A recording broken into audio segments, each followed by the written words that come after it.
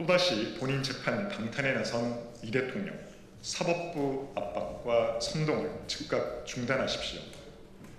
이재명 대통령이 본인이 연루된 재판의 증거를 두고 황당한 조작이라고 주장하며 또다시 검찰과 사법부를 향한 압박에 나섰습니다. 이 대통령은 지난 5일 검찰이 대장동에 이어 위례 신도시 사건에서도 항소를 포기하자 대장동 녹취록을 변조해 증거로 냈다는 글을 SNS에 올렸습니다. 그리고 오늘 또다시 대장동 위례 신도시 의혹의 핵심 증거인 정영학 녹취록을 조작된 증거라고 주장하며 같은 프레임을 반복하고 있습니다. 증거의 신빙성은 여론이 아니라 법정에서 가려질 문제입니다. 대통령의 SNS에서 조작이라고 단정하는 것은 사실을 호도하고 사법 절차에 대한 불신을 키워 본인의 죄를 덮어보겠다는 저급한 수작에 불과합니다. 억울하다면 법정에서 다투면 됩니다. 자신이 있다면 SNS 선동이 아니라 재판 제기를 요구해 당당하게 검증받으십시오. 대통령이 권력을 이용해 자신의 죄를 사하려 하니 민주당은 이재명 대통령 무죄 만들기에 혈안이 되어 헌법을 난도질하고 있습니다. 민주당은 대법원 판단마저 뒤집어 버리겠다는 사심제 재판 소원법과 대통령에게 사법부를 통째로 갖다 바치려는 대법관 증언법을 밀어붙이고 있습니다. 그것도 모자라 민주당은 이재명 대통령 사건 공소 취소와 국정조사 추진을 위한 의원 모임을 출범시켰고 민주당 의원 162명 중 절반이 넘는 86명이 참여해 그 규모가 국회 최대급이라고 합니다. 이 대통령이 받고 있던 5개 재판은 현재 모두 중단된 상태입니다. 대법원에서 유죄 취지로 파기 환송된 공직선거법 사건을 제외한 대장동, 위례, 성남FC, 백현동, 대북송금 사건은 아직 1심 단계입니다. 만약 1심 판결 전에 공소가 취소된다면 기소 자체가 없던 일이 되고 재판은 그대로 종결됩니다. 그렇게 되면 이 대통령은 퇴임 이후 재판 재개를 걱정하지 않아도 되는 상황이 됩니다.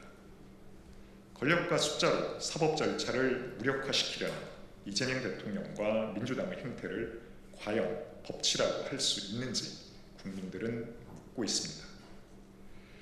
범죄 혐의를 받던 대통령을 선택한 결과 민생은 뒷전이고 퇴임 이후 사법 리스크 제거가 지상 최우선 과제인 듯한 모습으로 국민들에게 비칠 뿐입니다.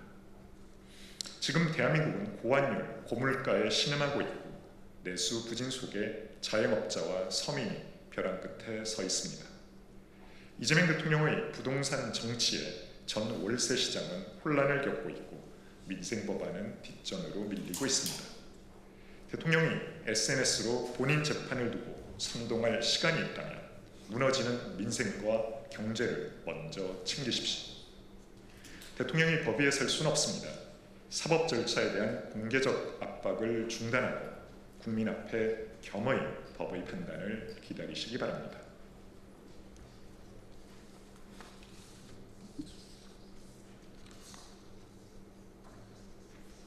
다주택자 때리기 올인, 정치적 공격 대상 만들어 부동산 실정을 덮으려는 저급한 꼼수일 뿐입니다. 이재명 대통령이 양도소득세 중과 재개와 등록 임대주택 세제 혜택 축소로 다주택자를 압박한 데 이어 이번에는 대출 규제 카드까지 꺼내들었습니다. 이 대통령은 규제 강화를 불로소득과의 전쟁처럼 포장하고 다주택자 때리기에 올인하고 있지만 이는 정치적 공격 대상을 만들어 정부의 부동산 실정을 덮으려는 저급한 꼼수일 뿐입니다.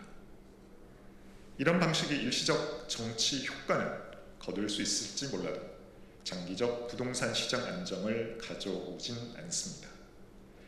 설령 규제 강화로 일부 매물이 시장에 나온다 하더라도 대출이 막힌 상황에서 이를 즉시 매입할 수 있는 계층은 충분한 현금을 보유한 극소수에 불과합니다.